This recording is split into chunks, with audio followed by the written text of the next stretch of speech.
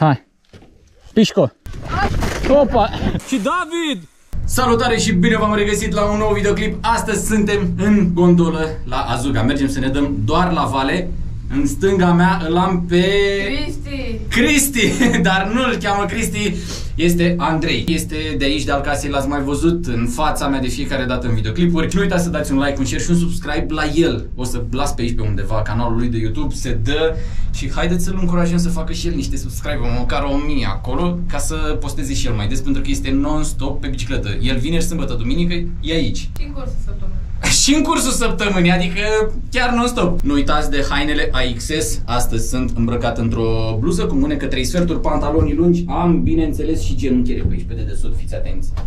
Și nici nu se simt că le am pe mine, pentru că sunt alea șmechere cu un gel foarte interesant. Și astăzi port și casca full face tot de la AXS, cu tot cu ochelari, între cele mai ușoare căști full face din lume. Și bineînțeles că sunt cu bicicleta mea Rock Machine. Am scos electrica doar la dat la vale, bateria este full, dar nu o să am nevoie de ea. Și ne vedem pe sus. Deci astăzi am luat toți copiii de la Azuga. Hai David, dă-i în față, pișcați-o. Opa! Bă, cum o să cazi după loc, mă? O, dar bate vântul. Deci uitați-l pe al meu cum se dă, frate. Astăzi mi-am propus să stau numai în spatele lui, în speranța că... Wow! A, pe aia nu știam! Gașca Zurli, play! Hai! Uitați-i! Uitați-i pe toți în față!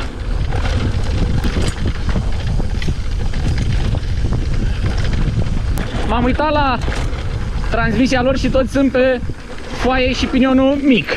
Adică doar pe pedalat, blană. Atâta. Nebunie cu ăștia mici.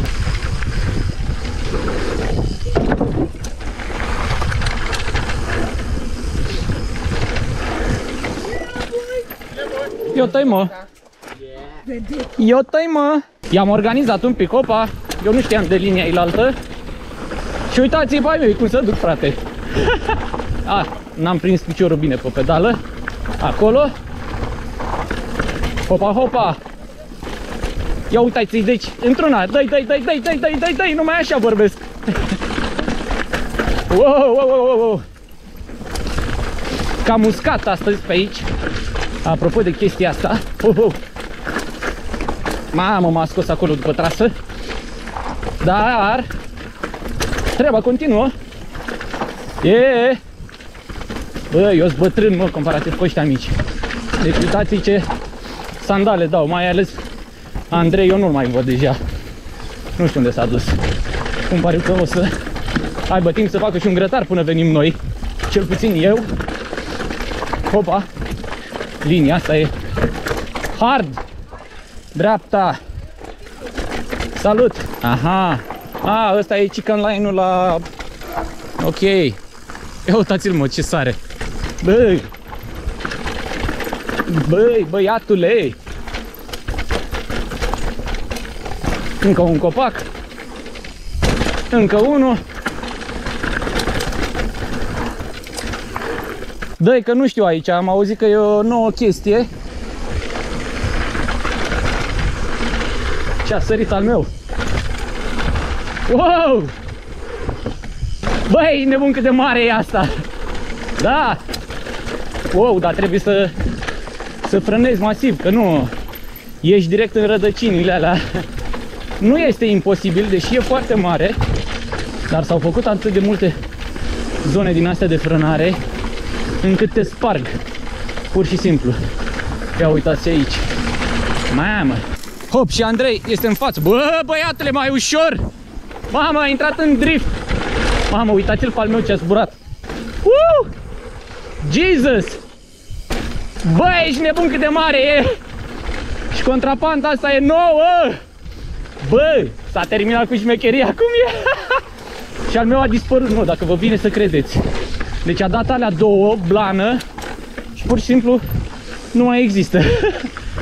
Mamă, cum e Azuga best la table-urile alea acolo. Nu, n-am nicio șansă să-l prind.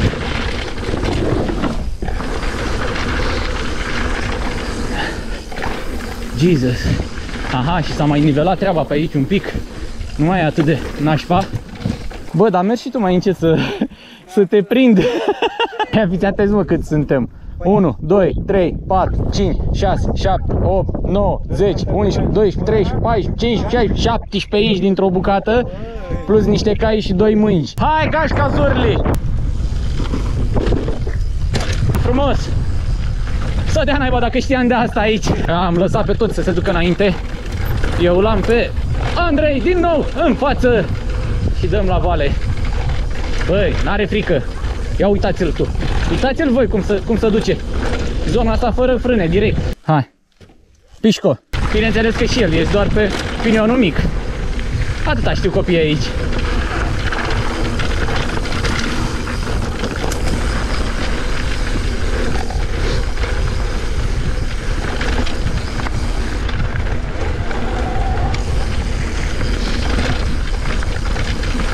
Yeah. Da, mă, tati. Frumos și pe trasee organizate, coafate, așa cum îmi plac mie, așa cum îmi place mie să le zic. Dar parcă tot îmi este dor așa de ieșire în natură, pe un traseu pe care n-am mai fost. Da, e funny și aici, dar e mult mai funny în partea ilaltă.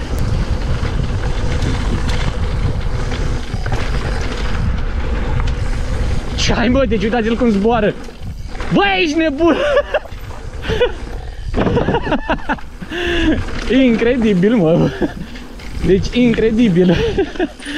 Eu mă uit numai la el cum sare, cum este pe sus. Atâta știe băiatul. Bravo lui. Treaba continuă. Uitați-l pe al meu. Ah, a ales linia aia mai dreaptă și mai scurtă. Hop, hop. N-am șanse să stau după el. Se duce înainte. E la el acasă, n-am ce să-i fac. Da.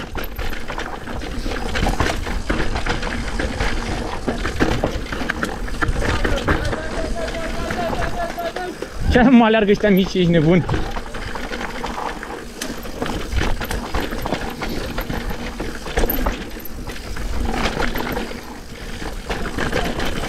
Ce vorbești? E complicat cu copiii. Ia, am ales trasa asta pe aici. Altfel, și că e mai ușoară, dar nu are legătură. Ne asigurăm din dreapta că nu vine nimic și continuăm așa pe aici. Ia, pac, pac. Da, tată. Oh, pe asta nu cred că am mai fost. Deci rădăcinile astea longitudinale sunt moartea mea, aș putea spune.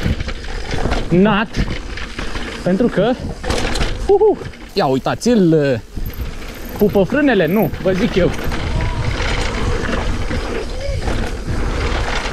Hap, ce-a zburat acolo. Ce ai, mă?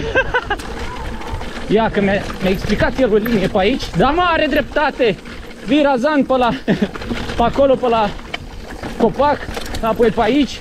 Știe liniile. Linia de adinauri e cea pe care mi-a explicat-o sus. Da, mă. Blană. Blană, blană, blană. Deci eu am ajuns să-i avertizez pe ăștia mici că nu dau tare în condițiile în care la categoria mea de vârstă mă dau binișor, aș putea spune, dar la ăștia mici trebuie să țin după ei, că nu mă dau tare. Dar se pare că avem pe cineva în față cu un hardtail. Au tăiat-o pe aici, pe de-a dreptul. Ia. Opa, așa, ca să avem o scurtătură. Și în fața mea este David. Bine, David. Frumos, înclinat, ca la carte. Ocolit, pe sus, off camber, frână, drift. Pune bica unde trebuie. Băi! Și ca să vă zic o chestie, trece clasa a 5-a. Și uitați-l ce jar îi dă. Da. Haide, tati. Uitați-l, hai. Pac. Contrapantă. Iese direct. Duble. Înclinat. Contrapantă, mult. Bravo. Bravo, David. Sus, Frumex. Eu am rămas la urmă. Haide, tati, i-am lăsat pe copii în față. Și acum urmează ceva foarte, foarte mișto. Ia uite, măi. Da. Opa, așa, ușor. Wow, wow, wow. Fiți atenți ce vin. Fiți atenți. Bine! Bine! Și David!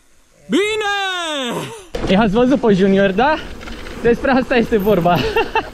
Copiii în ziua de astăzi, mamă, nu vă puteți închipui cât de motivați sunt și le și place.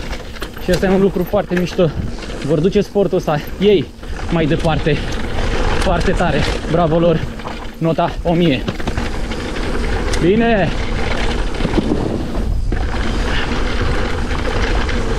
Blană! De urs! Lasă frânele! Puștilică din față este prima dată la munte. Yeah, boy! Ultima bucată. Așa! Se pare că a început ploaia! Ăsta este și un lucru bun, că nu mai avem praf din ăla de se ridică. Că începe din ce în ce mai tare. Tot ce-mi doresc este să ajung cât mai repede în pădure, pentru că acolo sper că nu o să plouă. Hai că ne băgăm așa pe aici pe sus. Yeah! Da! Tare! Bună ziua! Vă supărați! Mai e mult până departe? Ce ai, mă, nici nu se mișcă. Și exact ce bănuiam în pădure este uscat. Este la fel, este destul de întuneric, dar, aba nu, este umed și pe aici pe jos. Noi mai am pe Kinder în față ca să zic că mă ambiționez, că trebuie să fac tura după ei. Îi dau așa, încet, încetișor, cât pot eu. Se pare că totuși a plouat și inclusiv și pe rădăcini. Oh my god, ce alunecă, am luat acolo 2 rădăcini, așa în off-camber și patinoar direct. Nici nu vă puteți închipui. Hai să-i dăm. Mamă, uite pe aici, e destul de ud. Da, nice. O să trebuiască să o fac și pe asta. La vale, pe rădăcini ude. Este o plăcere între ghilimelele de rigoare pentru mine. Da, hai să-i dăm. Yeah! Acolo sus. Da. Opa, sus, aici.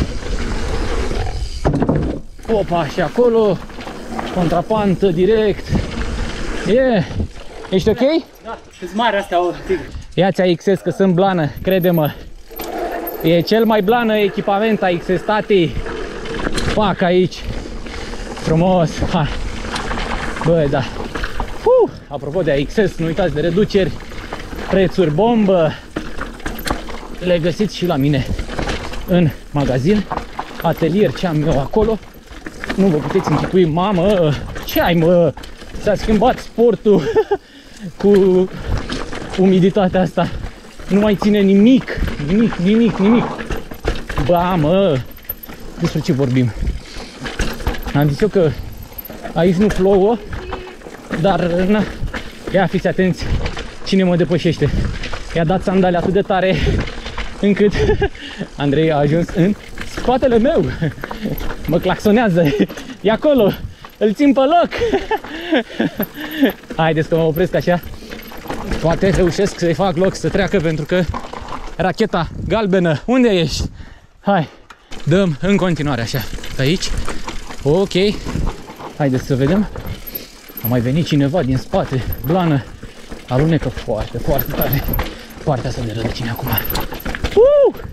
Dar e atât de funny să te dai pe rădăcini ude, pentru că bicicleta face non-stop în stânga-dreapta, să tine. Nu îți poți închipui. Mamă, aici direct. Nu știu ce să-i fac. Opa, așa. Hai să vedem liniile.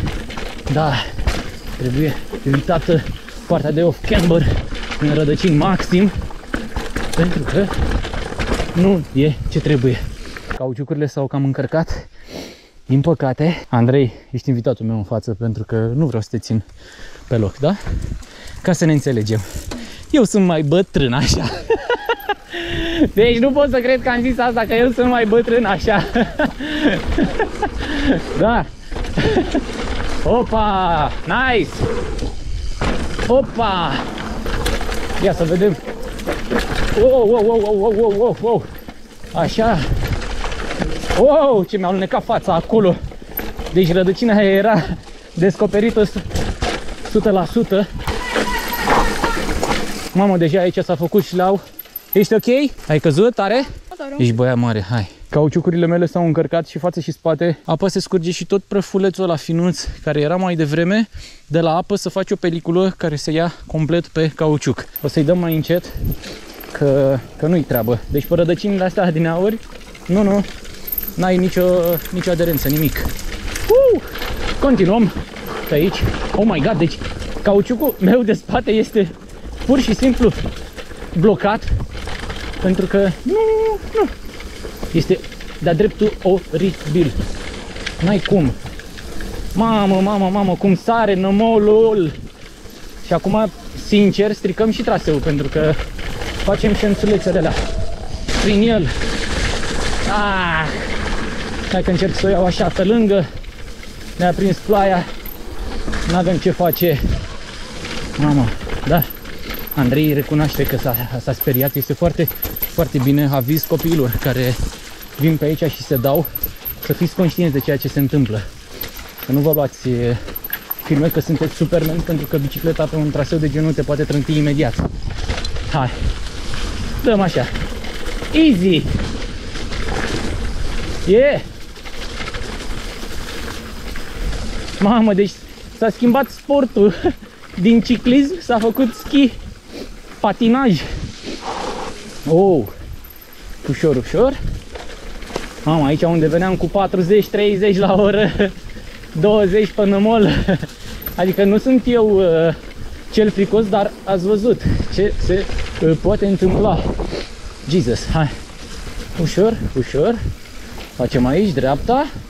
Merg eu în fața lui ca să fim mai safe și picioarele mi-au alunecă pe pedale. Mamă, cum s-a făcut pe aici! Maioneză, direct. Aici n-am ce să-i fac, trebuie să-i dau tare, că nu am cum să ies din acea contrapantă. Da, n-ai ce căuta acolo. Opa. Oh! Nu se oprește bicla. Noroc cu contrapanta asta, frate. Da. Oh my god. Au făcut numai șleauri de apă pe aici. Se mai și scurge pe aici, pe acolo apa. Nice. Stânga pe aici. O luăm prin cursul râului, aș putea spune. Opa. Mamă. Da. Hai că am trăit să fac și pe asta. Nu pot să zic că îmi displace. M-am făcut ca porcul. N-am ce să fac. Dar mountain bike-ul vine cu sacrificii de genul. Super tare. Hai. Băi, bicicleta arată cam așa. Este absolut nămăloasă. Ce ești așa pistruiat? Înțelegeți de ce are Andrei cauciucul de spate curat? Pentru că îi freacă bluza pe cauciuc. Încheiem ziua de astăzi pe ploaie. Andrei, nu mai fi supărat, pentru că o simplă trântă nu te dă pe spate și te-a dat pe față. De urmare, ne-am făcut tot una, absolut tot una. Fii atent. Deci fiți atenți cum este Andrei pe spate. Bicicleta este aici, care este și ea făcută praf. Pur și simplu, uitați câtă maioneză are. Este absolut plină de noroi, de pământ, de tot ceea ce vreți voi. Dar așteptăm acolo să spălăm bicicleta. Atât de murdar sunt pe fund, până la chiloți sunt, pur și simplu. Nu uitați să dați un like, un share, un subscribe. Nu la mine, la Andrei, la el pe YouTube. Se dă super bine, l-ați văzut astăzi cum se dă. Noua generație vine din spate. N-am nimic de obiectat, sare extraordinar de mult, nu mă pot ține după el. Majoritatea oamenilor de aici, de la Zuga, pe care i-ați văzut astăzi, n-au reușit să se țină după el. www.fixerbike.ro. Intrați acolo dacă vreți ca eu și Vlad să vă reparăm bicicletele și noi ne revedem în următorul videoclip. Până data viitoare, ai grijă de bicicleta ta și dacă n-ai grijă de ea, trimite-o la mine că am eu grijă de ea. Vă salut, pa! Pa!